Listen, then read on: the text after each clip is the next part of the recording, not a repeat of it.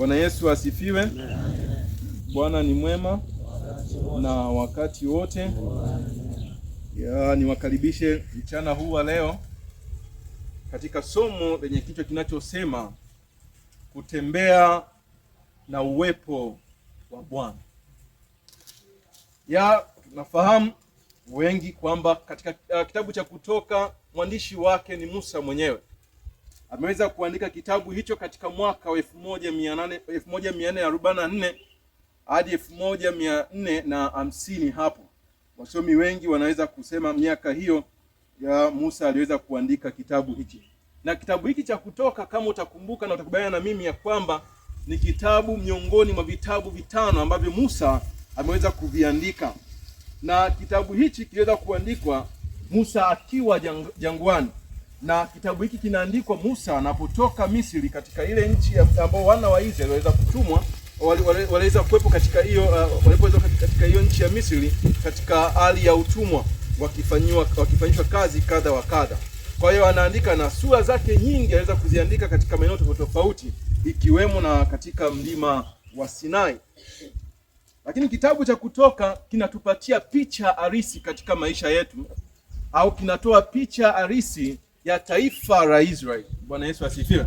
Na kinatoa mwendelezo wa kitabu cha Mwanzo kama mtakumbuka, au kinatoa mwendelezo wa maisha ya Yusufu.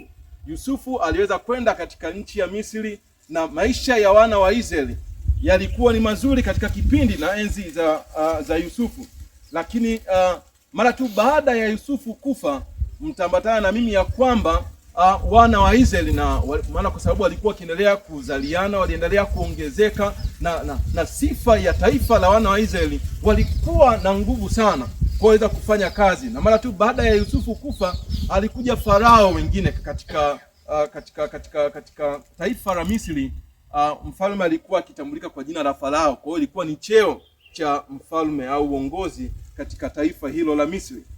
Mara tu baada ya Yusufu kufa, anaibuka Farao mwingine, anaweza kuwapatia mateso wana wa Israeli, anaweza kuwapatia mateso ya kufanyishwa kazi kadha wa kadha. Kumbuka watu walikuwa wana uwezo mzuri, walikuwa ni mafundi stadi wazuri, walikuwa na nguvu ya kuweza kufanya kazi. Kwa waliweza kutumikishwa katika miaka kadhaa wakiwa katika nchi ya nini? Ya utumwa. Na ndipo sasa tunaweza kumwona Mungu anamuinua Musa ya kwamba nenda katika nchi ya Misri ukawakomboe wana wa Israeli ili watoke katika hiyo nchi ya Misri. Kwa huo ni utangulizi mfupi wa kitabu hiki cha Kutoka. Lakini kuna kusudi kubwa la kitabu cha Kutoka. Moja, nitaweza kusema mambo kadhaa, japo yako makusudi mengi ya kitabu cha Kutoka. Mungu, jambo la kwanza, tunaona kwamba Mungu ni mkombozi wa watu wake. Bwana Yesu asifiwe. Lakini jambo la pili, kufundisha, alitamani kuwafundisha wana wa Israeli wokovu unatokana na yeye katika neema yake, lakini pia na uweza wa Mungu. Jambo la tatu ni kuanzisha agano kati ya Mungu na Israeli. Lakini jambo la nne, kufundisha ibada ya kweli kupitia maskani na huduma zake.